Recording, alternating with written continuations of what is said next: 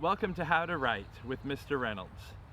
Today we're going to be talking about a poetic form called Etheree. This poetic form uses syllables in order to count out the pieces within words. Now, this will not rhyme, so there won't be any rhymes, or it's not required that there's any rhymes. It can, it just doesn't typically. Also, with the Etheree, you're going to use one syllable to start the first line. Then the next line will have two syllables. Not words, but syllables. The next line will have 3 syllables, then 4 syllables, then 5, then 6, then 7, then 8, 9, and finally the last line will have 10 syllables. So there will be a total of 10 lines in order to communicate the message of this poem. So you want to think a little bit deeper on this one. Maybe have a story that you're telling. It's not a really short thing, but it's going to be an event that is happening, maybe a picnic, or maybe a fishing trip, or a vacation, or maybe you're talking about your birthday party, or you're thinking about a historical event, something that has happened in the timeline of history.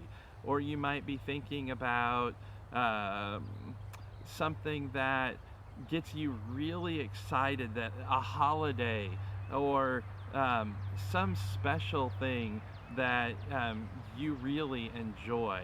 And so you could even choose basketball games or a soccer game. Sports would be a good theme for this particular type of poem.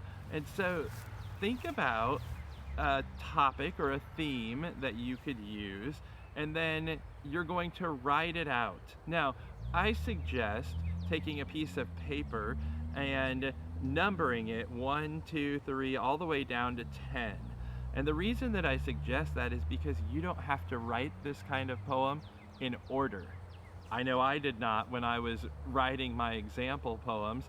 I came up with my theme and my idea of what I was going to write about, and then I started with my first line, and then the next one that came into play had like 4 syllables, and so I just went ahead and skipped down to that 4th line and wrote that piece that came into my mind. So whatever pops into your mind at that time, you can try to put it into those syllable lines as well.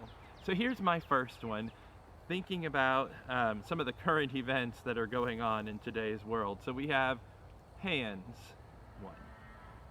Washing, using soap, keep germs away, sing happy birthday, staying 6 feet away, talk to my friends using Zoom, stay healthy by exercising, school is online, not in the classroom.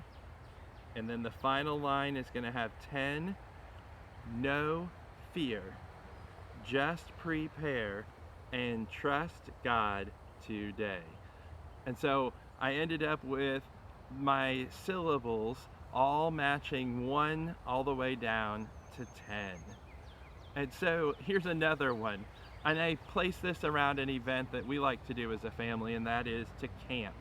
And so camp, pack car, find right place, set up the tent, gather wood for fire, roast marshmallows for s'mores, telling stories with flashlights, scream at sounds in the woods nearby, making memories with my family.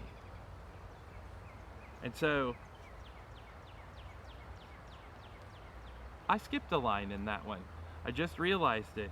I'm gonna have to go back and proofread.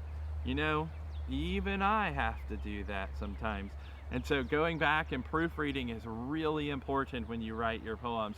Go back and edit, proofread, and make sure that you have put all of your pieces into your form, and then you'll have a complete poem. So take a lesson from me in what I just did, counting up, oh, I just had only 9 lines. I've skipped one, so I need to go back and fill that in. You know what? That's okay, because writing is a process. And I want you to remember that writing is a process as well. And so I know even though I'm quickly writing some of these poems and putting them out for us to enjoy today, it's fun to go back and to save that writing, and that's really important. Save your writing, because then you can go back and know what you were thinking at the time, and you can make those corrections and changes that you want to based upon what you read at that moment as well. And so do enjoy creating and writing, and make sure that once you create it, don't forget to share it. Please enjoy and have fun.